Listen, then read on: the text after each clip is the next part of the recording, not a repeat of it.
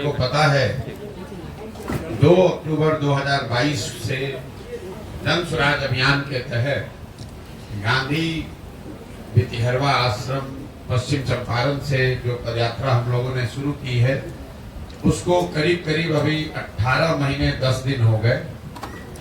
इन 18 महीनों में पश्चिम चंपारण से चल के पूर्वी चंपारण, शिवहर, गोपालगंज, सिवान, छपरा, वैशाली, समस्तीपुर, मुजफ्फरपुर, सीतामढ़ी, मधुबनी, दरभंगा, बेगूसराय, खगड़िया होते हुए हम लोग सहरसा आपके जिले में आए हैं। पिछले 20-25 दिनों से मैं आपके जिले में हूँ। अभी 2-4-5 दिन और रहेंगे।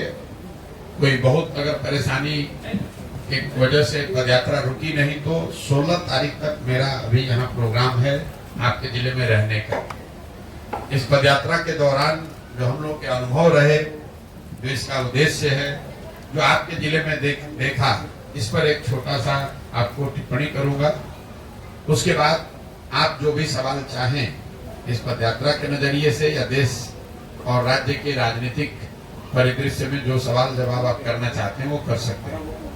पदयात्रा का जो मुख्य 3 उद्देश्य है आप में से कुछ लोग जानते होंगे।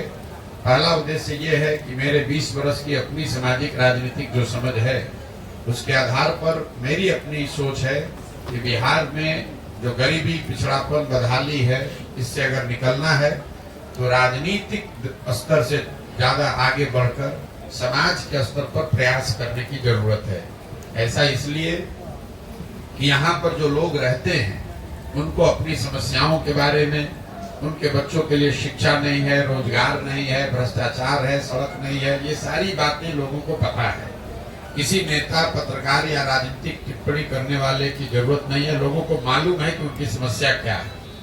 लेकिन जो लोग इन सारी समस्याओं को जानते हैं, उससे जूझ रहे हैं, ये सब के बावजूद जब चुनाव होता है तो वो लोग अपनी समस्याओं को छोड़कर उन मुद्दों पर वोट करते हैं जिनका उनके जीवन से कोई सरोकार नहीं है। बिहार में पिछले 35-40 सालों में ज्यादातर लोगों ने वोट 4 ही मुद्दे पर दिया है। पहला, यहाँ एक जाति के नाम पर लोग वोट देते हैं। जैसे देश के अन्य कई हिस्सों में लोग जाति पर वोट देते हैं, वैसे यहाँ पर भी लोग जाति पर वोट देते हैं। दूसरा, यहाँ पर विचारधारा और धर्म, हिंदू मुसलमान के नाम पर वोट देने वालों की एक बड़ी संख्या है। तीसरा, एक बड़ा वर्ग बिहार में ऐसा है जो लालू जी के डर से भाजपा को वोट करता है। वो भाजपा का वोटर नहीं है, वो वोट लालू जी के डर से करता है। भाजपा को इसलिए करता है कि वो किसी भी हालत में लालू जी के जंगल राज को वापस नहीं देखना चाहता है। और चौथा, यहाँ पर एक वर्ग है जिसमें ज्यादातर लोग मुसलमान समाज के हैं, जिनके पास मजबूरी है, वो भाजपा को वोट कर नहीं सकते हैं, तो भाजपा के डर से लालू जी को वोट करते हैं। वो भी लालू जी को चाहने वाले हैं या लालू जी को पसंद करते हैं, आरजेडी के वोटर है, ऐसी बात नहीं है। वो सिर्फ और सिर्फ लालटेन को इसलिए वोट करते हैं क्योंकि उनको भाजपा से डर है या भाजपा को वोट कर नहीं सकते हैं। तो पदयात्रा का पहला उद्देश्य यही है कि गांव-गांव जाकर लोगों को ये बताया जाए कि आपकी जो समस्या है, आपके बच्चों के भविष्य का की जो स्थिति है वो तब सुधरेगी जब आप अपने और अपने बच्चों के भविष्य के लिए वोट दीजिएगा। वोट जिसको देना है दीजिए, लेकिन वोट अपने और अपने बच्चों के लिए दीजिए। इसीलिए इस पदयात्रा के दौरान सुबह से शाम तक हर 2-2.5 किलोमीटर पर रुककर गांव में, सड़क के किनारे छोटी छोटी सभाओं में हम लोग ये जाकर लोगों को समझा रहे हैं। दूसरा पदयात्रा का उद्देश्य है, यहाँ पर जब ये अभियान शुरू किया हम लोगों ने तो एक अध्ययन में पाया कि करीब 55% बिहार के लोगों ने बताया कि बिहार में एक नए दल और विकल्प की जरूरत है। लोग बोलचाल की भाषा में बताते हैं भैया विकल्प नहीं है। तो उसको साइंटिफिक तरीके से जब देखा गया तो पता चला करीब आधे से ज्यादा जनता, वो चाहे भाजपा के का वोटर हो, आरजेडी का हो, जदयू का हो, कांग्रेस का हो, लेकिन आधे से ज्यादा बिहार की जनता ऐसा समझती है कि बिहार में एक नए दल की जरूरत है, नए विकल्प की जरूरत है। इसीलिए पदयात्रा का दूसरा उद्देश्य है कि ऐसे उन सारे लोगों को जो चाहते हैं, समझते हैं कि बिहार में सुधार के लिए एक नए दल की जरूरत है, ऐसे लोगों को एक साथ लाया जाए, उनको इकट्ठा किया जाए और उनको वो राजनीतिक, सामाजिक सलाह, मदद दी जाए ताकि बिहार में एक नया दल बने और लोगों को विकल्प के अभाव में आरजेडी के डर से भाजपा और भाजपा के डर से लालू को वोट न देना पड़े।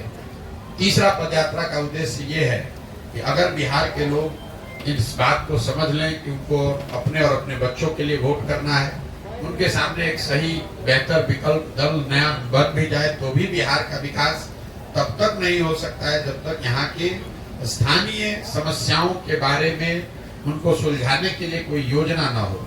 तो पदयात्रा का तीसरा उद्देश्य ये है कि जमीनी स्तर पर उतरकर वहाँ की समस्याओं को समझकर लोगों से बात विचार करके बिहार के हर एक पंचायत का, इस बात को ध्यान रखिए, हर एक पंचायत का अलग अलग अगले 10 वर्ष की विकास की योजना बनाई जाए, ताकि दल के साथ साथ लोगों को ये भी जानकारी हो कि अगर इस दल को, इस प्रत्याशी को वोट करते हैं तो उनके नगर, उनके पंचायत को अगले 10 वर्ष में विकसित बनाने के लिए जन सुराज की क्या योजना है, ताकि लोग उसको पढ़ें, देखें, समझें, चर्चा करें और उसके बाद अगर विश्वास हो तो उससे जुड़े। तो पदयात्रा के दौरान हम लोग ये 3 चीज करने की कोशिश कर रहे हैं। मैं या मेरे साथी जब तक हम लोग सहरसा में हैं तो प्रयास ये है कि हर गांव, हर घर तक पहुंचा जाए, लोगों को ये बताया जाए कि भाई आप अपने और अपने बच्चों के भविष्य के लिए वोट कीजिए। दूसरा प्रयास ये है कि सहरसा से निकलने से पहले ऐसे सारे लोग जो एक नया दल और विकल्प बनाना चाहते हैं उनको एक तरह से संगठनात्मक स्वरूप दिया जाए, एक संगठन उनके जरिए बनाया जाए।